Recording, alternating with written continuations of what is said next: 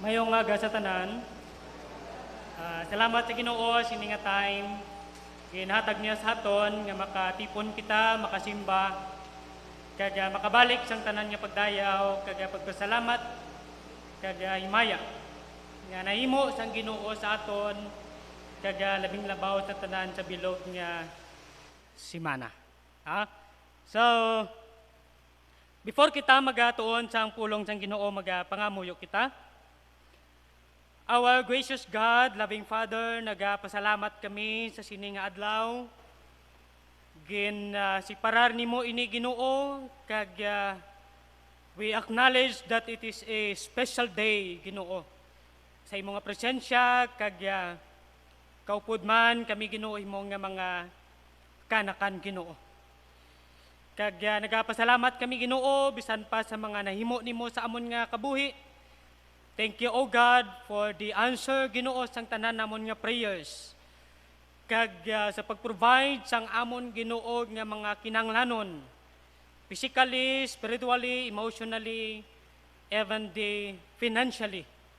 Salamat, Ginoo, kay ikaw, Ginoo, nagatipig man sa amon nga kabuhi. Together, Ginoo, sa amon man nga mga tagsa-tagsa ka mga pinalangga sa kabuhi, Ginoo. Salamat. Because we have a God nga wala nagkakapaslaw sa imo nga mga promesa sa amon. That you are a worthy sa tanan nga bagay.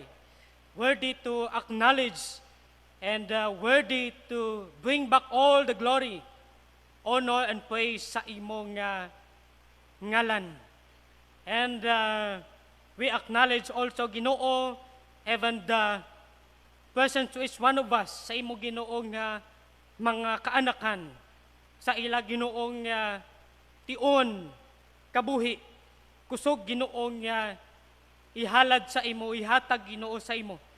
Sini nga adlaw bisan pa Ginoo masako, bisan pa Ginoo may kabudlayan, may kaluyahon kag may pagpangingabot Ginoo. But thank you, O God, sa ilang tagipusoon. They are to continue sa pag-alagad sa imo. Sa pagpakita lang, Ginoo, kung ano ikaw, Ginoo, ka palangga nila, Ginoo, sa ilang kabuhi. Kag bisan pa, Ginoo, sa amon nga pagtipon, kag sa pagtuon, sang imo nga pulong, buksi amon tagipusoon, kag pangunahuna. Nga mahangpa namon imo pulong, kag magamit namon sa espirituanon Ginoo nga pagkabuhi, ma-apply namon Ginoo, kag buligi imo kanakan Ginoo nga mangin willing sila sa pagbaton sini. Ayan Ginoo, may paghangkat, may pagsabdong Ginoo, kag kabay pa Ginoo nga mangin bukas ila tagipusoon sa pagbaton sang imo pulong nga magagwa kamis ni nga duog. Bitbit namon ang pagpakamaayo Ginoo. Teach us, O God, always to be humble before you, Ginoo. Because without the humbleness, Ginoo, even sa imo nga presensya, wala kami, Ginoo, subong. Thank you, O God, that we lay aside that our sinful nature, that is the pride itself, Ginoo. Salamat.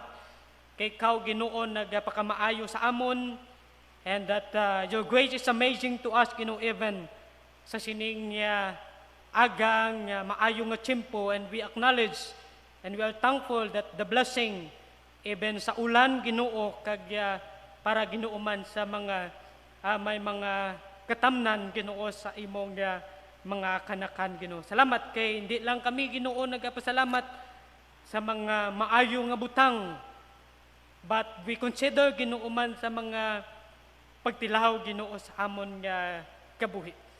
Ikaw, Ginoo, magapakamayo sa amon nga pagtipon, makahalad kami, makabalik kami, Ginoo, sang malipot nga oras.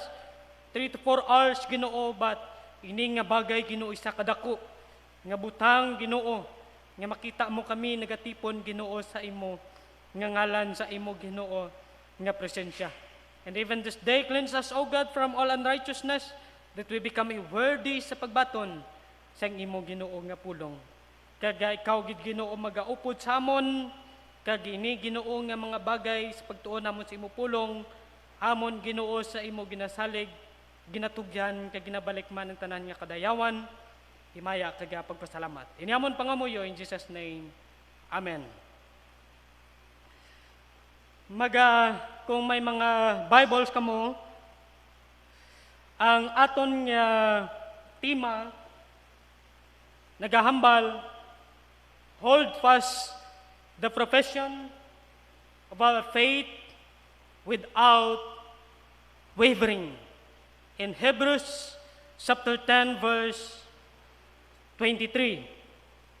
But we read verse 19 down to 25.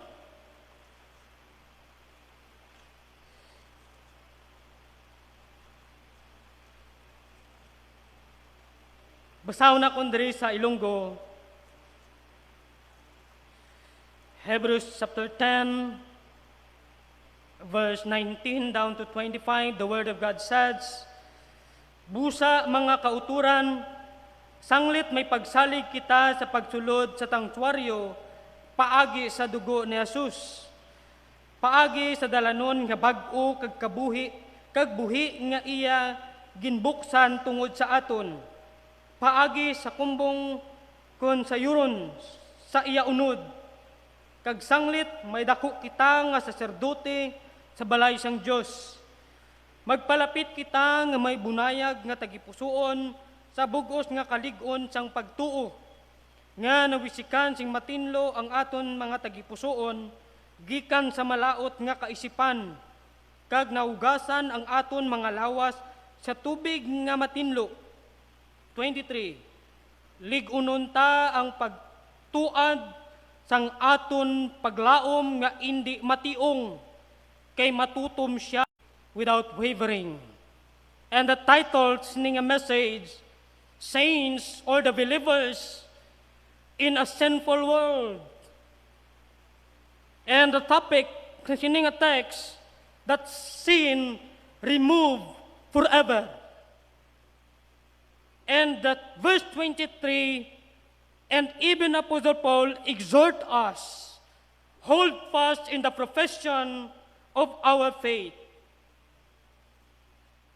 Kung aton basahon that God fulfilled sang ginatawag nga redemption, no more sacrifice like na ginahimo sang Old Testament, but through Christ, we come boldly in the presence of God, to the presence of God. Boldly enter into the Holy of Holies sa atubangan sang Ginoo. Kay only the priest nga makasulod lang the time, but through Christ, we are boldly to come sa presensya sa Ginoo through the blood sang Ginoo. No need for further sacrifice. Christ that is entirely sufficient to take care of all previous sins, the past, the present, and the future. God can now forgive and will forgive those who place their trust in Christ. And the text says to us that let us therefore hold fast to Christ. He and He alone is our hope and our Savior. Ang paglaom kag manluluwas naton. Now we can look forward to the salvation God has promised us. There is no longer any room for doubt that the word wavering. And we can tell others that salvation is ours. Ang kaluwasan aton gid, that the assurance nga ginatag sang Ginoo. Further is no question that He will do what He says. Kung ano ang iya nga hambal, God will do. Even the fulfillment, God will do. Even the coming of the Messiah, God will do. Even the New Testament about the redemption, God will do. Even the future, that we look for the future, God will do what He says, God fulfilled what is promised sa iya nga mga kaanakan. Ginambal dira sa Ilonggo, magpakalig-on kita sa aton paglaom, kag hindi kita magpangduwa-duwa. Magpakalig-on kita sa aton paglaom, kag hindi kita magpangduwa-duwa, tungod kay ang Dios nga nagpromesa masaligan gid sa pagtuman sang iya mga ginpromesa sa aton. That's the main idea of the text. The apostle exhorts the believers to hold fast the profession of the faith. And let me propose to you for this morning that every believers must embrace that grip na hakos all the truth he received.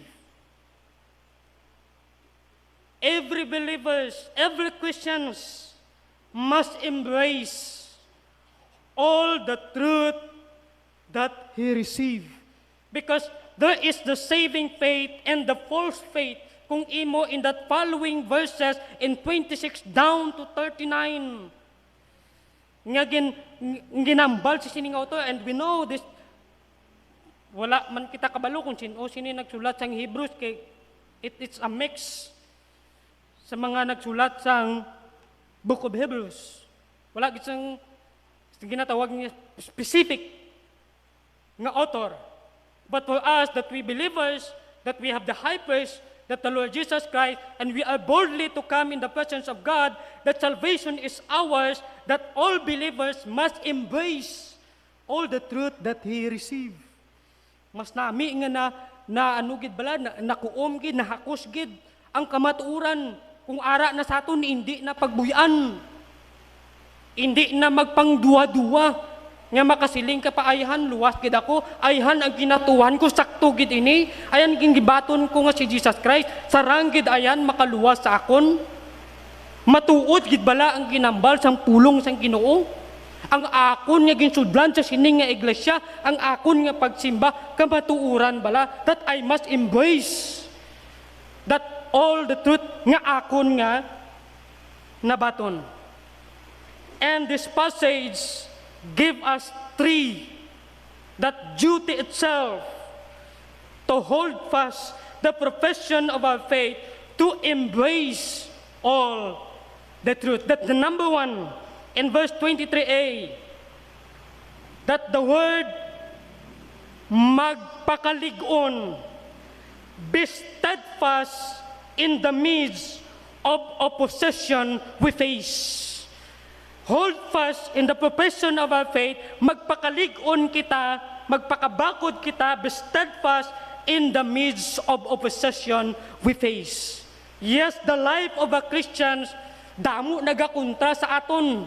Even in our family, nagakontra sa aton about our faith, about our belief, nga aton gintuhan, nga aton ginkilala, nga aton nga ginalagad. Yes, amo na ang pinakamasakit nga moment sa aton nga kabuhi, when even our family, our relatives, nga magakontra, nga maga-oppose sa aton nga ginapatihan, kag sa aton nga ginatuuhan. It that the word that steadfast is immovable. Ang Diyos tayo, wala niya nga pide mo lang niya, like sa mga belief sang iban nga ang Diyos nila, bit nila, ginadala-dala nila, ginasaylo-saylo nila. Right? But our God is immovable. Even in us, hindi ka masaylo-saylo, damo tumuluo. Nalingkang ang ilang nga pagtuo nga nagsaylo sa iban nga reliyon. That's the reason that the Word of God said that be steadfast in the midst of opposition we face. Immovable, hindi masaylo. Stick to the one. Kung sino kag akon nga imogin, patihan kagin, tuuhan. Diba? Kung sa kape pa, nagbakal bala sa pasayod bala. Sila nga, 3-in-1, hindi. Stick lang. Isa lang. Nescafe stick, titri mo, tatlo mo. May, may magic sugar, may cream, kag may kape. Diba?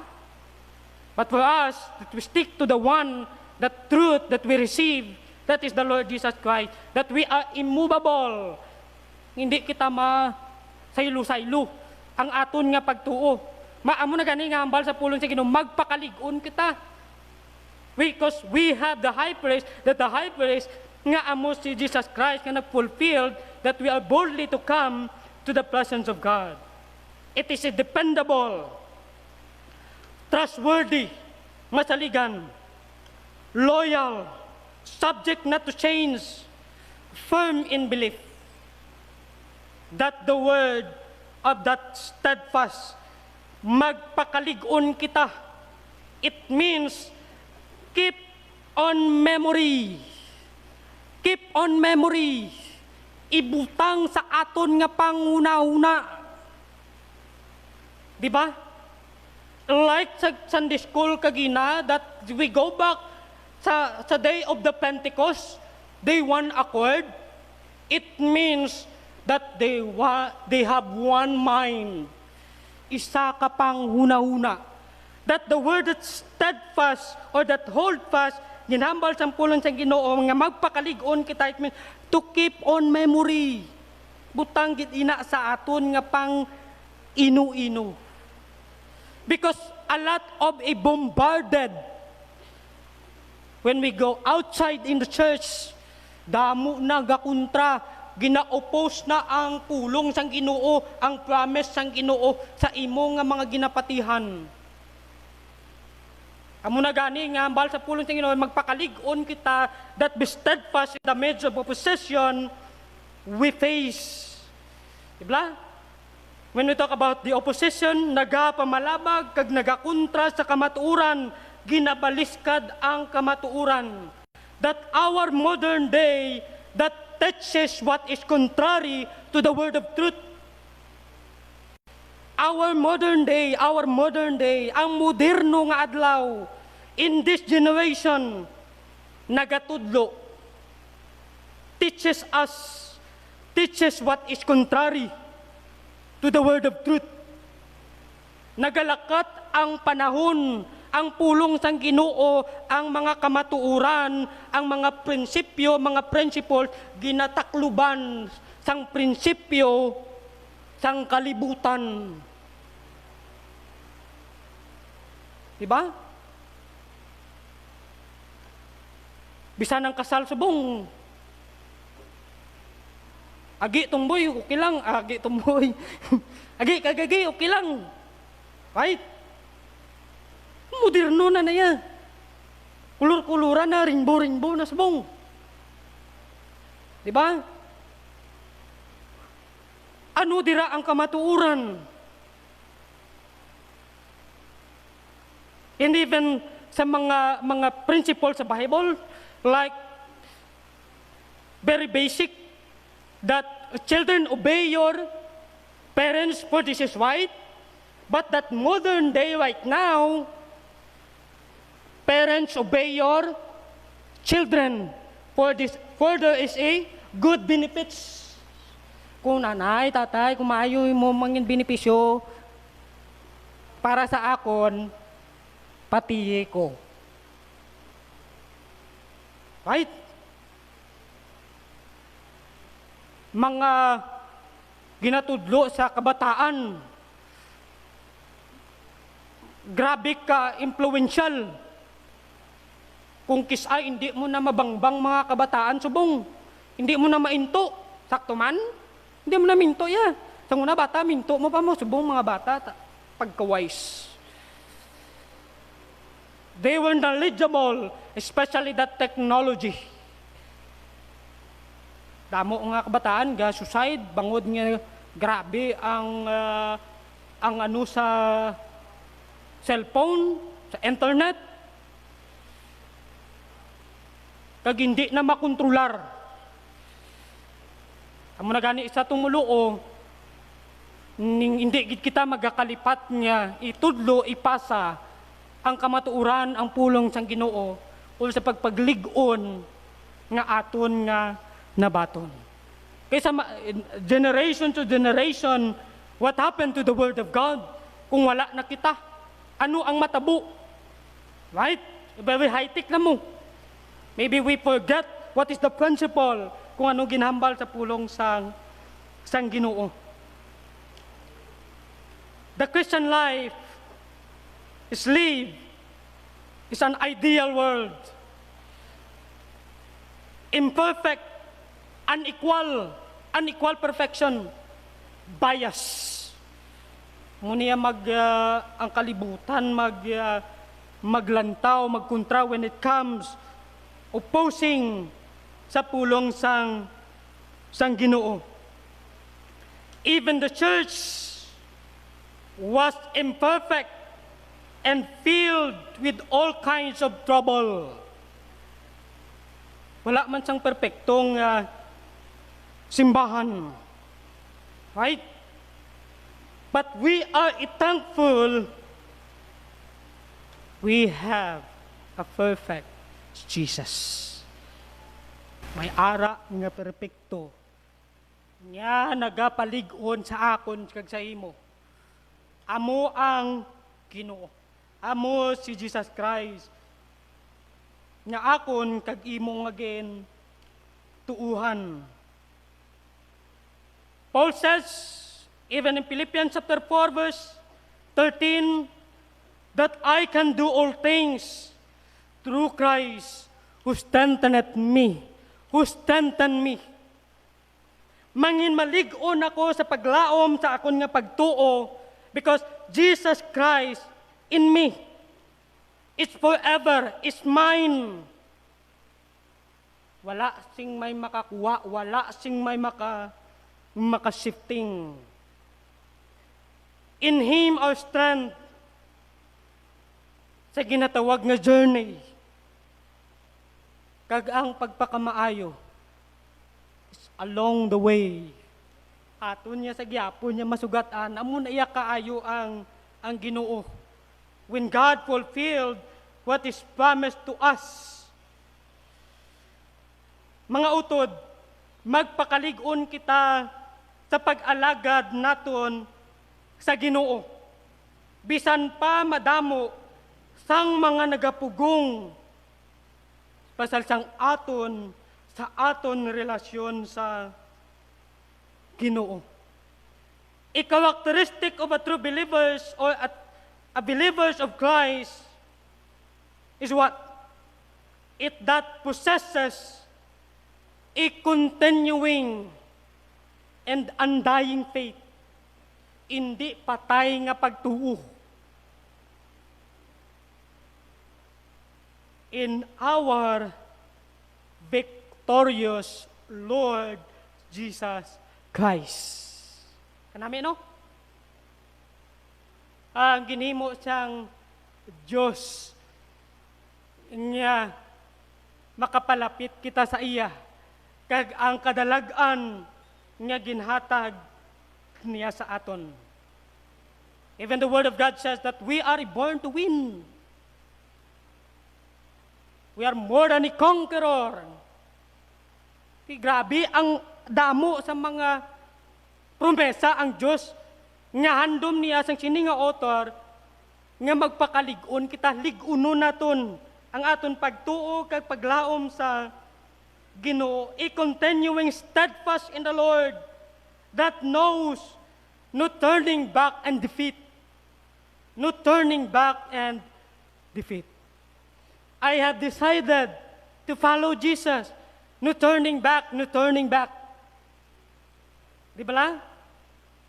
Do the world behind me. I will follow. Magasunod kuya Japon sa Ginoo. Hindi kuya magatalikod sa Ginoo.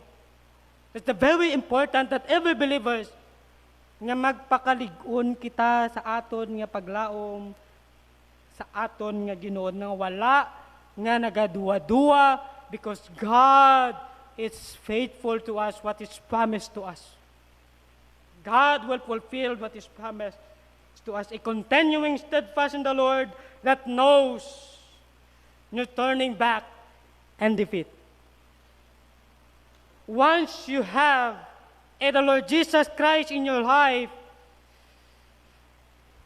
remember this word. Hindi kita yaperde. Yes. Oppositions comes to us, trials, problems, conflict, tanan nga mga bagay. Hindi kita yaperde. No. Even the failure is not a final in Christ. Right? It is not a final. Amo na yang pinakanami kag blessing sang tumuluong nga nagalig-on ang iya pagsalig, pagtuo sa gyapon sa Ginoo, sa ginahandom niya, sa ginatawag niya, paglaom hasta nga mabalik ang Ginoo. Even sa pagbalik sa Ginoo, wala kita kabalo. It's like a thief, twinkling of an eye. That the believers must be watchful, must be ready. Malig-on siya. Immovable, steady, dependable. Amo na iya kanami nga makita nato nang tumulo in spite of that. Because of that steadfast, even nga iyang masugata. We are to be true sa aton nga Ginoo. No matter what rejection, mock, dislike, or disrespect we face. We are to be true. We are to be true sa aton nga Ginoo. No matter what rejection, mock, dislike, or disrespect. Secondly, verse 23b. Not only be steadfast, but also the word confession of our hope, the confession of our faith, live with confidence over every circumstances we experience. Live with confidence over every circumstances we experience. Confidence, it comes from knowing that God is completely trustworthy. Kanami, no? When we talk about confidence, live with confidence, magakabuhi kita, nga kampante kita over every circumstances, nga ma-experience naton that the Word of God said that hold fast in the profession of our hope, in the profession of our faith. Nga nagaulat kita mo because God is faithful, what is promised to us. Live with confidence over every circumstances we experience. Confidence comes from knowing that God is completely trustworthy. Masaligan gid. Kung may isa ka pa ka masaligan, nga butang sa imo nga kabuhi, amo ina ang Diyos nga imo nga ginbaton. No other than that. Because the promise of man paslaw, but God never failed what is promised to us. You are a confidence to live over every circumstances nga imo nga ma-experiensyahan. No one is exempted about the circumstances in life. Susceptible to us. Ara niya sa aton, bisan naman og pangabudlay.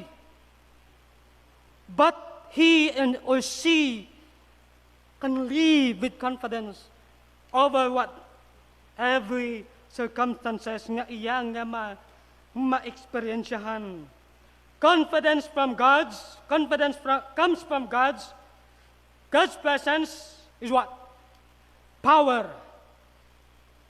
Provisions. Not your own skillful. It's not your own skillful that you are confident, but it's all about that confidence comes from God's presence, power, and provisions. Amen, no? Not your own skillful, not your talent, not your resources.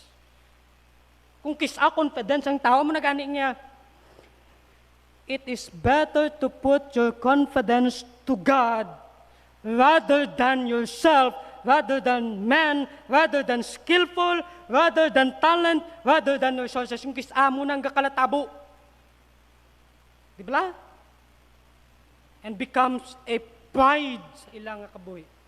But we believe, kanami pagidere, and even that confidence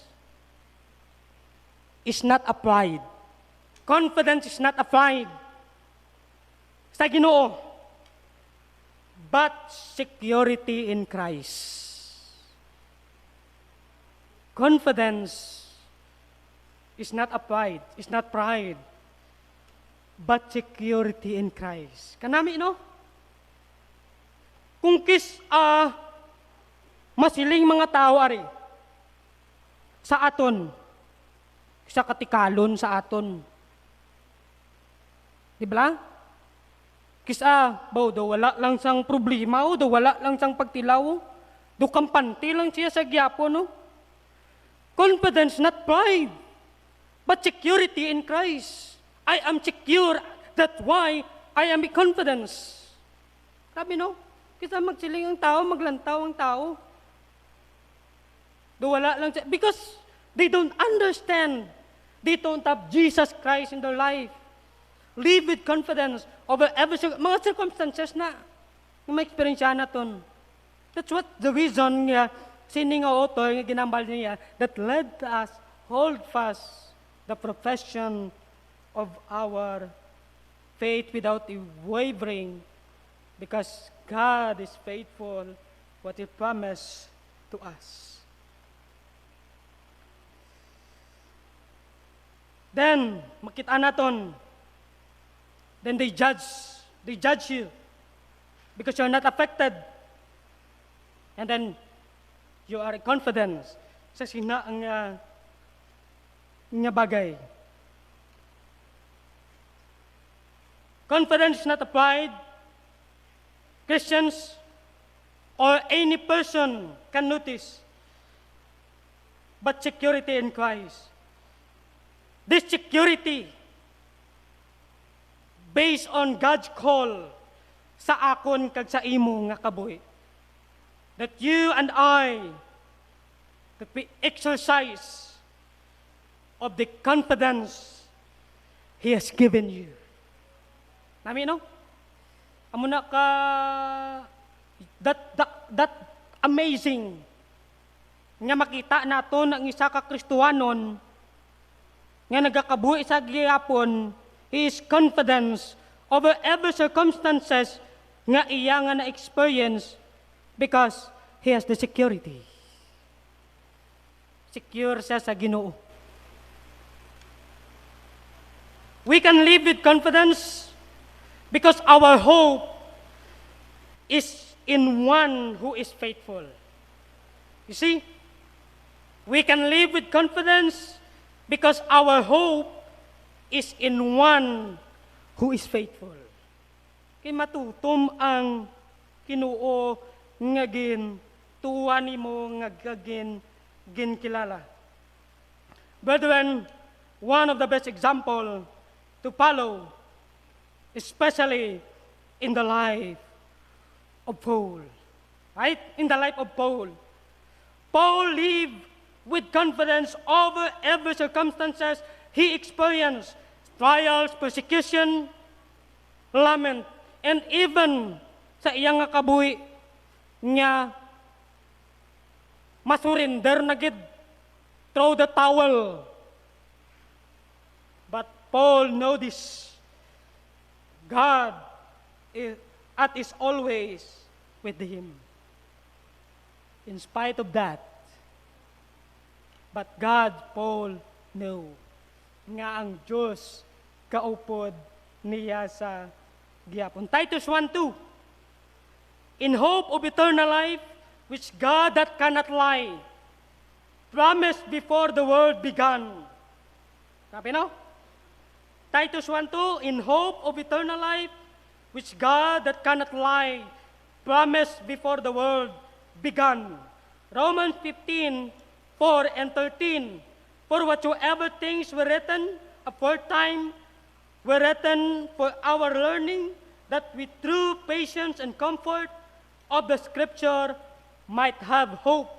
Verse 13, now the God of hope fill you with all joy, peace in believing, that ye may abound in hope through the power of the Holy Ghost.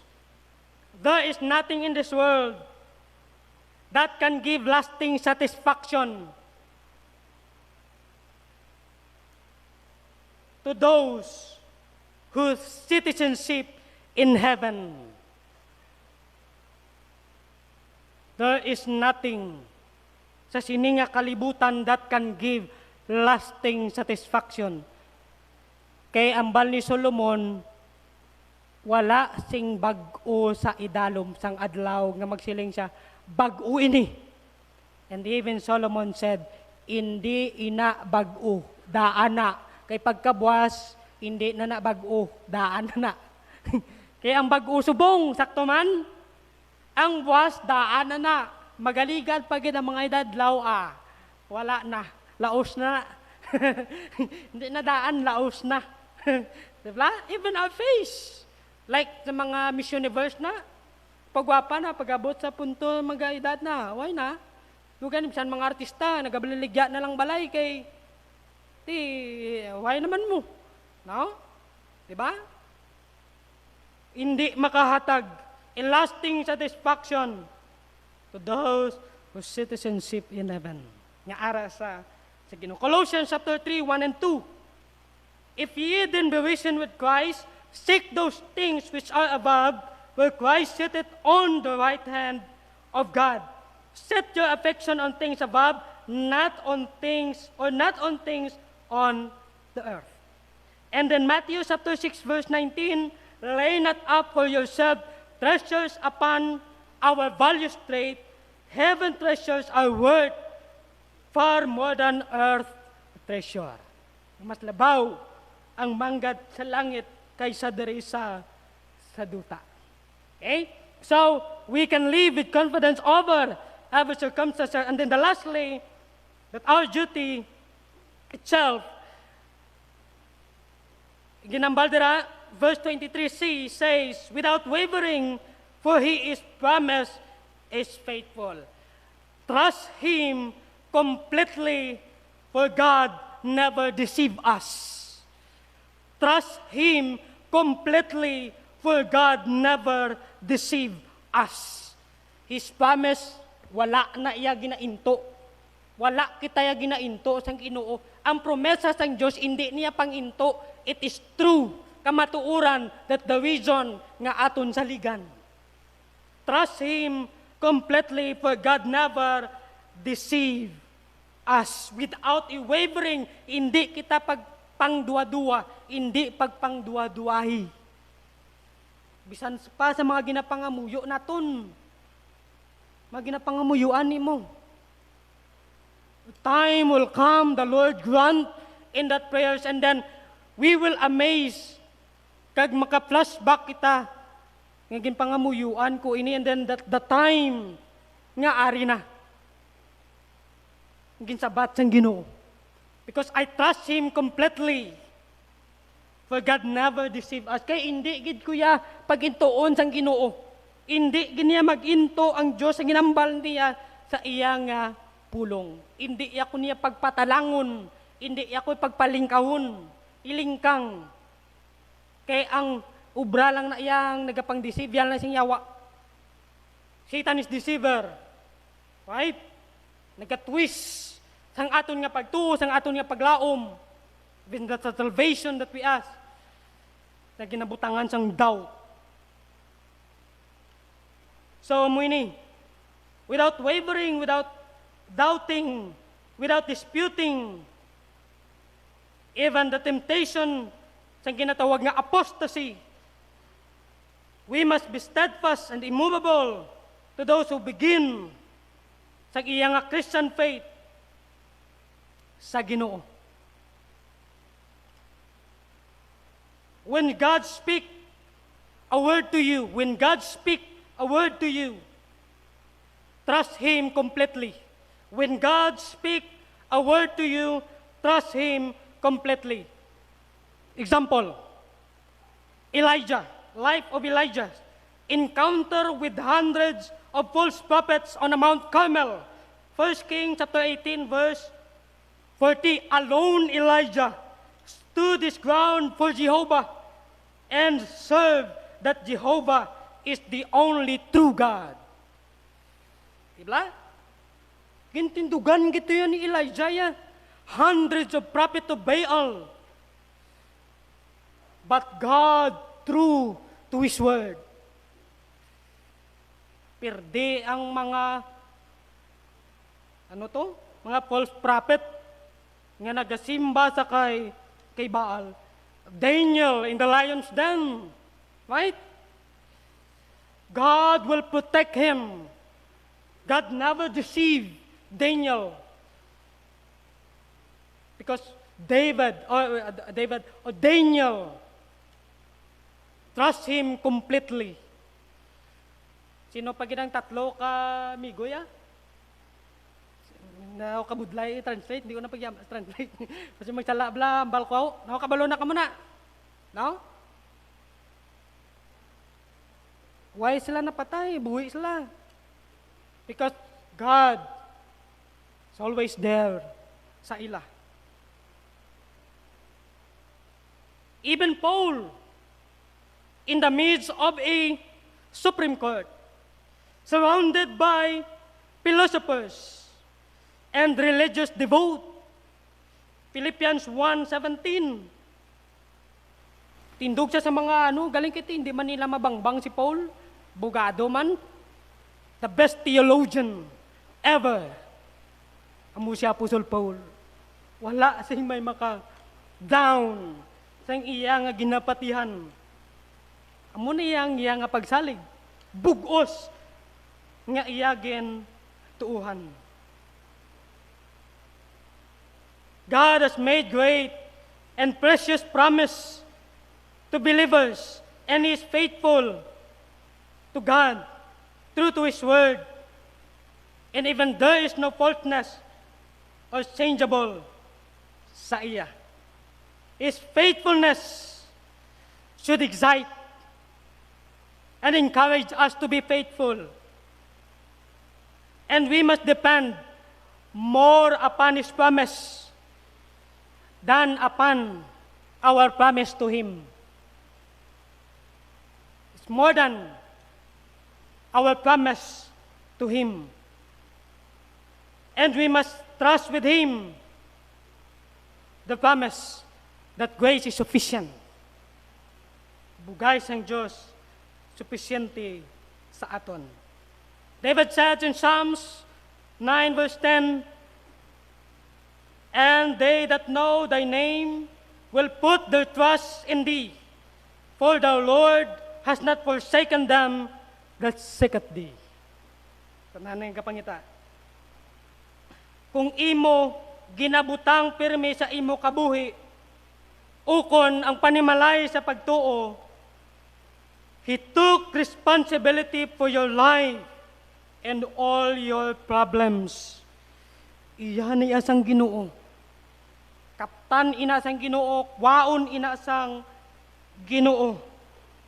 David said in Psalms 23, verse 1, "The Lord is my shepherd, I have everything I need." Grabe, no? 1 Peter chapter 5, verse 7, "Casting all your cares upon Him, for He careth for you." God is a God of unlimited resources. God is a God unlimited resources. Ang Diyos wala nagakakulang gid. Even me, I'm the workers of God, I am not afraid. Why kaya nakulbaan? Wala nahimo gani isang Diyos, ginpatawad ko. Di ba? Ginpatawad ko, kagintagaan sang kabuhi nga walay sing katapusan. Dan I concern sang kung ano ang akon nga kanon o kung ano ang akon nga bayuon. Di ba? nahimo gani sang Dios, wala tayong imposible sa pagpatawad sang akon nga sala, sa paghatag sa akon sa kabuhi nga walay sing katapusan, done. Food and clothing, and even in us. Amo niyang ang pagsalig naton sa Ginoo completely sa iyang atubangan, because God never deceive sa iyang promise sa aton. Man's intellect is always trying to figure things out. Di ba? Man's intellect is always trying to figure things out. Ginaano bala, ginatukib. Ginaibalugid. May mga pilosopo nga mga tao, ano gid bala ang naguna? Ginalalisan, ano gid bala ang naguna? Itlog o kun manok? Hindi manok, hindi itlog. Kaya kung wala ang itlog, wala manok. Kung wala ang manok, wala man ang itlog. Di ba? Mga alam gid. Yung sa mga bata, gani subong, perti ka ilintuon, gid. Gininto pa nila mga may edad-edad na. Oh? Man's intellect is always trying to figure things out. Nga ang tao, galing niya sa mo. Nga mo na nga itsura, ang kagwapa mo na, kagwapo, ay. Sa mo, man na Japon na galin. Kaya kung hindi kaya patis na. Diba? Ano na yung kalam ng tao? Yung mga scientists. Ginatukim ang kalibutan, naglupok. Nagsugod ang tanan. Anong ba sa pulong sa ginawa? Genesis 1:1. In the beginning, God created the heaven and the earth. Tapos, hindi damo pa na tsuri. Imagine. Ngilay nga pagsalig. Ara diya sa ginatawag nga kaalam. Kaya mo kung isa may ara man sa isa ka pamangkot nga sa figure out nga ang kalibutan hindi bilog. Anong kalibutan? Flat. Sa nagalibot ko, wala man ko nahulog. Duplat laman ang ginalaktan ko. There is a leader of the church that believe flat earth. Flat ang kalibutan. No gravity. Hindi ka pati ano na karon? Amo na gani nga ambal sa pulong sang Ginoo. Let us hold fast the profession of our hope, that without wavering, wala gadwa-duwa, hindi pagpangduwa-duwan, because God is promised, is faithful to us. In Psalms 37 verse 5, says, commit everything you do to the Lord. Trust Him, and He will help you. That's the promise of God. Commit everything, tugyan sa Ginoo. Tanan sa Ginoo. Salig sa iya. Kaya ang Ginoo magabulig sa akon kag sa imo. Amo nang ginambal nakon kagina. Isa nga nagambal si Oswald Hoffman. Can anyone think of believing in God without trusting Him? Is it possible to trust in God for the big things like forgiveness and eternal life, and then refuse to trust Him for the little things like clothing and food? Kaya sa sinaganing niya na imo sang Diyos, na imo niya, hindi nga mga magagmay lang nga bagay. Anong balsang Ginoo? Look at the birds. Gani. Pero ang Ginoo panami sa ila, ang Ginoo nagapakaon sa ila. How much more kita nga mga tumulo. We know that we are the special sa tubangan sa Ginoo. Every believers, sa tanan nga nagtuo, you and I, are special in the presence of God. The reason God fulfilled what is promised to us, we are freely, boldly, and come sa presensya sang Ginoo. Magpakaligon kita. Liguno naton ang aton nga pagtuo, paglaom sa Ginoo. It is the exhortation of Apostle Paul sa mga tumuluo, even Apostle Paul, that hold fast the profession of the faith, that every believers must embrace all the truth that he received. Be steadfast in the midst of opposition, live with confidence over every circumstances we face. Trust Him completely, for God never deceive us. Kabayan Ginoo, magapakamayo sa iya pulong kag sa aton, magapangamuyo kita Ginoo, salamat sa imo pulong namon Ginoo nga natun-an. Salamat Ginoo sa paghatag nimo sa hangkat sa amon, kag ini Ginoo nga mga kamatuuran ma-apply namon Ginoo sa amon nga kabuhi. The journey sa amon nga Christian life, as long as we live, a lot of the opposition Ginoo nga amon nga masugatan, circumstances. And thank you, O God, because you are a faithful and promise sa imo nga pulong that you never deceive us. Kau Ginoo magapakamayo, bisan pa Ginoo sa tagsa-tagsa sa imo makanakan, nga masapuan kami Ginoo matutom, magapadayon sa pag-alagad. Tub-tub Ginoo ikaw, magakari, magabalik ni kalibutan, kag kami Ginoo imo pagakuwaon. Ginadaya ikaw namon Ginoo, ginabalik sa imong tanan nga pagpasalamat, himaya kag pagdayaw. Inamon pangamuyo in Jesus' name. Amen. Mayong aga sa tanan.